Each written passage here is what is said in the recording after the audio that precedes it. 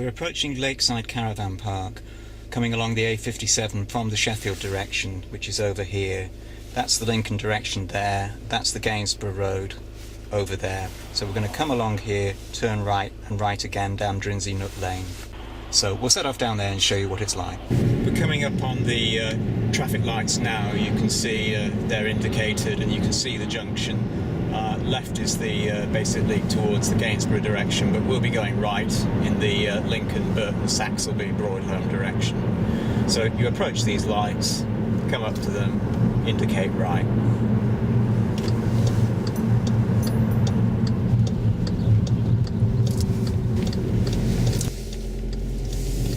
Proceed through the traffic lights, and it's the next immediate right, where you might just see there by the white building there's a car just emerging, so start indicating right away and you go down this minor road.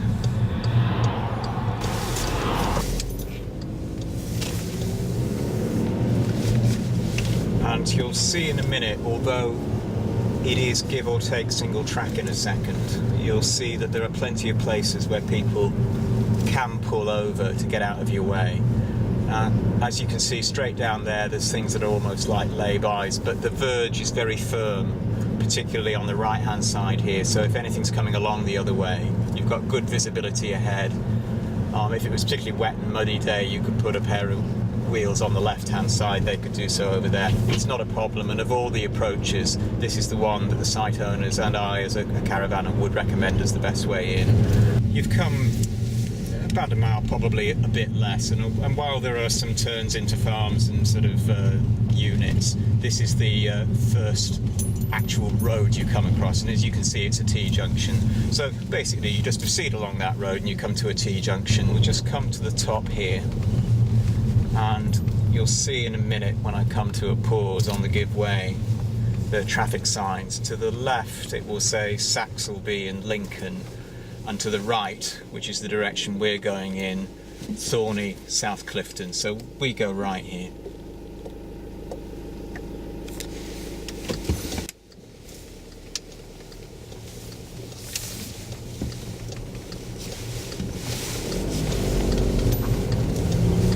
Slightly blind to come out, and you need to watch it. The locals drive like the clappers around these parts.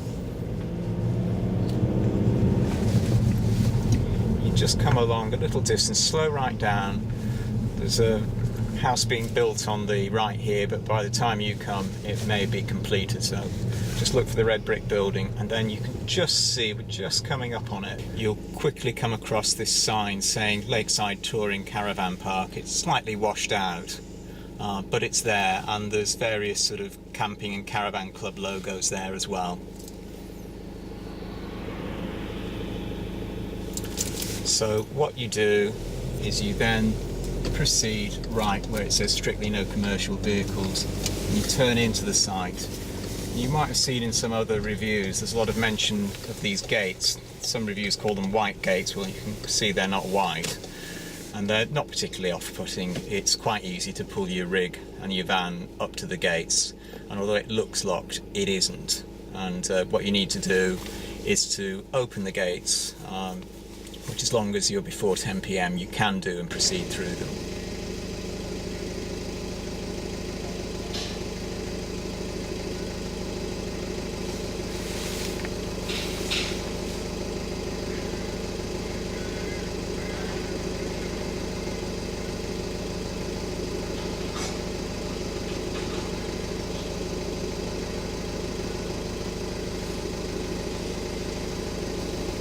Proceed through the gates, draw up where it's safe to do so, probably somewhere just before that strictly 5 mile an hour sign, and then make sure that you shut the gates again behind you. You then move forward. You'll find that a number of people have commented on a sort of bumpy road, and you can see it's a bit bumpy with the camera jerking around and that, and it looks a bit industrial in the farming industrial sense, and moan, but it's worth it. Anyone who's been on a farm site or a 5-van site will tell you this isn't untypical. You come up to this top here where you can see that storage on the right, but we're going to go left here where it does helpfully say Caravans. And then you're into this quite long drive. It is single track, and you just do need to watch it a little bit. It is rutted and a bit bumpy, but it's easily towable. Just look for vans coming the other way. It's not a heavily populated site, so you probably won't have a problem. But just take a look at various points along and make sure that the road is clear ahead of you. It works both ways, people coming out, people coming in. So we'll go through this open gate here and along. We have the advantage this time of year of a nice collection of daffodils, but most of the rest of the time you won't. You do go past one or two places where you could just pull over and let somebody by, so just keep an eye on it.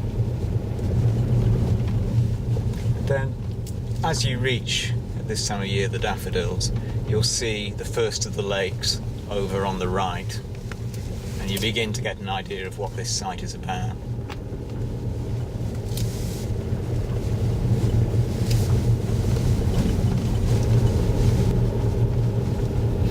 Probably see straight ahead what looks like the most terrifying track. You don't go down that, that's just a walk. And you can see again, helpfully, there's a sign that says Caravans to the right here.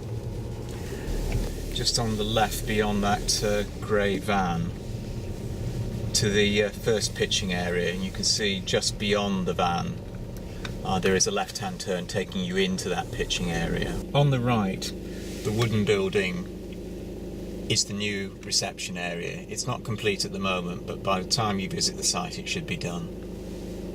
So you come past this new reception block here. You may be able to see off towards the left is the amenity block, and if you're heading for the larger of the two pitching areas, you just drive along here, keep round to the right past this row of conifers, and you come to what you can see is really quite a significant pitching area. I'd say the spacing is very, very good here. There's plenty of spaces between pitches. You put your nose, as I understand it, on these numbered stone flags, but we'll show you that when we do the video of the actual site itself. But you can see the lake here over to the left. This is the upper of the two lakes, or sizable ponds, depending on how you look at these things, and very nice it is too. I'll just stop here and have a little look at it. Very nice. However, we'll proceed left to this first pitching area, and you can see that on the left of this pitching area is all grass pitches, and on the right are their versions of the hard standing formula. If you're fortunate, you'll be able to get a pitch that directly overlooks the lake. What I would say about that is you either need to be two very strong people to be able to manoeuvre your van in position so you can look straight across into the lake, or have a van mover. There certainly isn't enough safe space to use your car to tow it onto nose on, or as in that pitch there'd be a tree in the way anyhow.